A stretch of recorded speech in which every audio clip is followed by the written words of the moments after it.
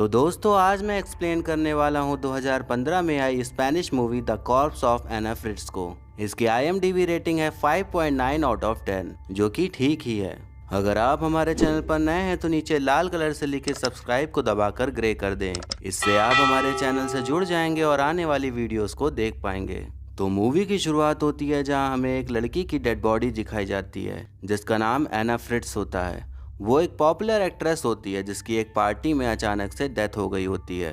उसके बाद हम दो लड़कों को देखते हैं जिनका नाम इवान और हावी होता है। वो अपने दोस्त पाओ से मिलने आए होते हैं जो कि हॉस्पिटल में ही काम करता है। उन तीनों को एक पार्टी में जाना होता है पर पाओ की शिफ्ट 1 घंटे बाद खत्म होने वाली होती है। तो वो लोग बाहर चले जाते हैं और दारू के शॉट्स लगाने लगते हैं और एना फ्रिट्ज के बारे में बातचीत चलने लगती है। तो उसके दोस्त उसकी डेड बॉडी देखने के लिए बोलते हैं। पाओ मना करने लगता है क्योंकि ऐसा करना बहुत रिस्की होता है, इसमें उसकी जॉब भी जा सकती है।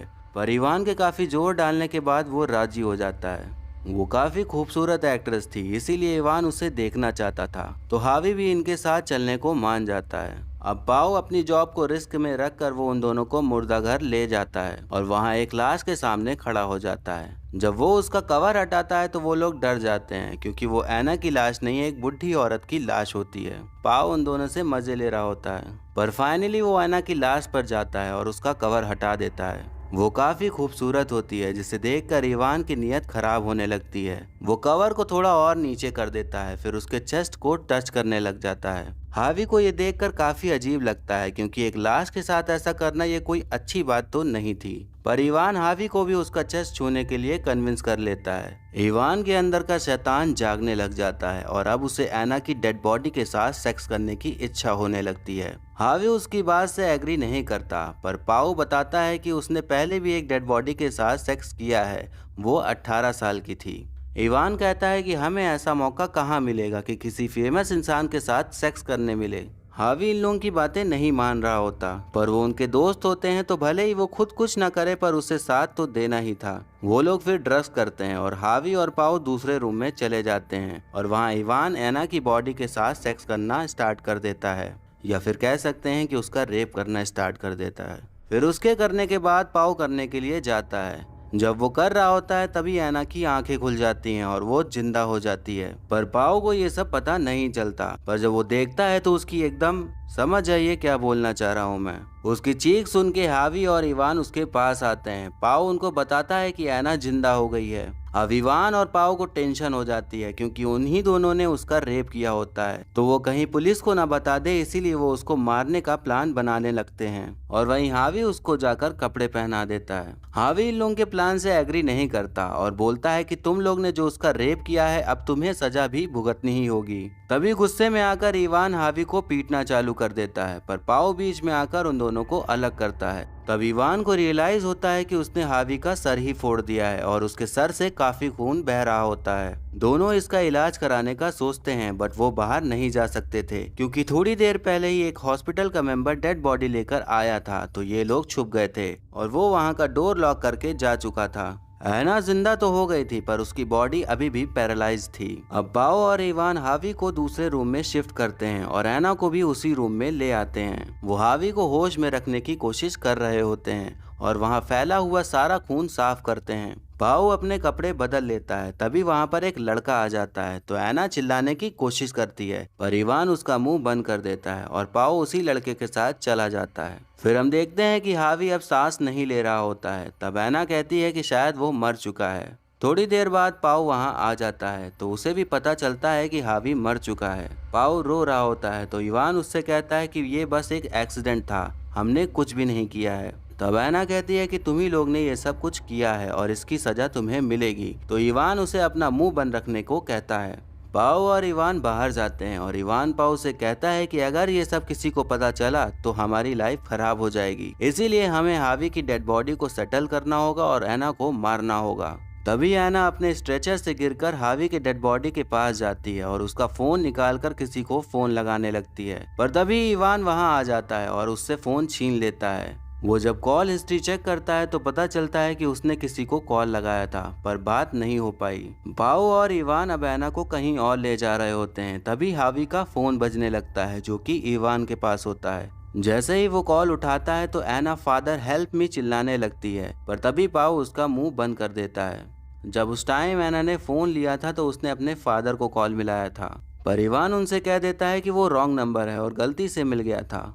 इवान फिर एना को जोर का थप्पड़ मारता है और कहता है कि तुम कुछ टाइम पहले लाश ही थी, अब फिर से लाश ही बनने वाली हो। इतना कहकर वो बाहर कंटेनर लाने चला जाता है हावी की लाश को ठिकाने लगाने के लिए, और यहीं पाओ एना के हाथ पैर बांधने लगता है। तब एना पाओ से कहती है कि तुम्हें इवान की बात मानने की जरूरत नहीं है, उसी ने ही हावी का खून किया है और एक नंबर का झूठा आदमी है। बट पाओ उसकी बातों को नहीं मानता। तब एना बताती है कि जब तुम उस टाइम लड़के के साथ चले गए थे तब इवान ने ही हावी का गला घोटकर उसे मार डाला था। पाओ थोड़ा सोचता है, पर वो फिर एना के मुंह पर टेप लगाकर चला जाता है। वो हावी की लाश को साफ कर रहा होता है, तभी एना उस बात का फायदा उठाकर घिसते हुए वहां से निकल जाती है। उसके बाद जब इवान कंटेनर लेके आता है तो वो पाओ को बताता है कि एना वहां से गायब है। वो दोनों एना को ढूंढने लगते हैं। एना वहां से खिसकते हुए एलिवेटर के अंदर आ जाती है और वहां से निकलने लगती है, पर तभी इवान वहां आकर एलिवेटर का दरवाजा बंद होने से रोक लेता है और एना को घसीटते हुए वापस लेकर जाता है।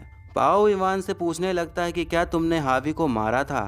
तो वो कहता है कि हाँ, वो तो एक एक्सीडेंट था। पर पाओ कहता है कि नहीं, तुमने उसका गला दबाकर उसे मारा था। तब इवान थोड़ा हिचकिचाता है और पाओ से कहता है कि तुम एना की बातों पर यकीन करना बंद करो। वो दोनों सोचने लगते हैं कि एना को कैसे मारा जाए कि सबूत भी ना मिले, तो वो उसे सांस रोककर मारने का प्लान करते हैं। तो पाओ एक कपड़ा लेकर इवान को देता है और उसे मारने को कहता है, पर इवान उसे कपड़ा वापस दे देता है ये कहकर कि तुम उसे मारोगे। पर पाओ कहता है कि तुमने हावी को मारा था, इसीलिए इसे भी तुम मारो। इवान अकेले ही इन सब का भागीदार नहीं बनना चाहता था, इसीलिए वो पाओ का हाथ पकड़ के एना को दोनों मिलकर मारने लगते हैं। ऐसा करने पर एना का टॉयलेट निकल जाता है, पर वो कपड़ा नहीं हटाते तो उसकी फिर से मौत हो जाती है। उसके बाद हार्वी की डेड बॉडी कंटेनर में डालकर इवान उसे लेकर चला जाता है और इधर पाओ एना की डेड बॉडी को साफ कर रहा होता है। इवान हार्वी की डेड बॉडी फेंक कर वापस चला जाता है और यहाँ पाओ एना को क्लीन करके कवर करके जाने लगता है।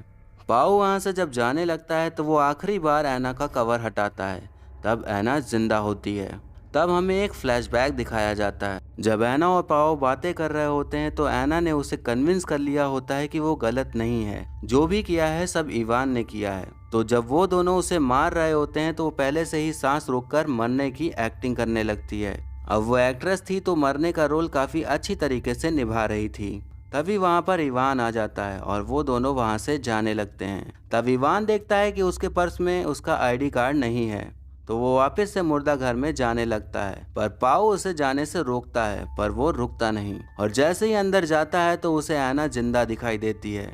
वो ये देखकर समझ जाता है कि पाओ उससे मिला हुआ है, तो वो पाओ का गला दबाने लगता है, पर उसने ऑलरेडी अपने एक फ्रेंड को मार दिया होता है तो वो उसे छोड़ देता है। लेकिन तभी एना इवान के गले में कैंची मार के उसका गला फाड़ देती है और वो कुछ ही देर में मर जाता है। पाओ कहता है कि हमें ऐसा नहीं करना चाहिए था, पर तभी एना उसको भी कैंची से मार मार के मार डालती है और वहीं पर बैठ जाती है और मूवी यहीं पर खत्म हो जाती है। तो दोस्तों, इस मूवी में आप देखते हैं कि जो लड़कियां होती हैं वो जिंदा तो सेफ नहीं ही रहती, पर मर जाने के बाद भी उन्हें हवसी दरिंदे छोड़ते नहीं हैं। तो ये था explanation corpse of Anna Fritz movie का। आपको कैसा लगा कमेंट करके ज़रूर बताइएगा, और मुझे अगली कौन सी मूवी एक्सप्लेन करनी चाहिए ये भी आप बता सकते हैं। और आने वाली वीडियोस देखते रहने के लिए हमारे चैनल को सब्सक्राइब करें और बेल आइकन दबा दें, जिससे कि आपको नई वीडियो की नोटिफिकेशन मिल जाएगी। और वीडियो अच्छी लगी हो तो लाइक ज़रूर करें। आपके लाइक और कमेंट से मुझे और भी वीडियोस बनाने का मोटिवेशन मिलता है। तो मिलते हैं नेक्स्ट वीडियो में, तब तक के लिए टाटा, बाय बाय और नमस्ते।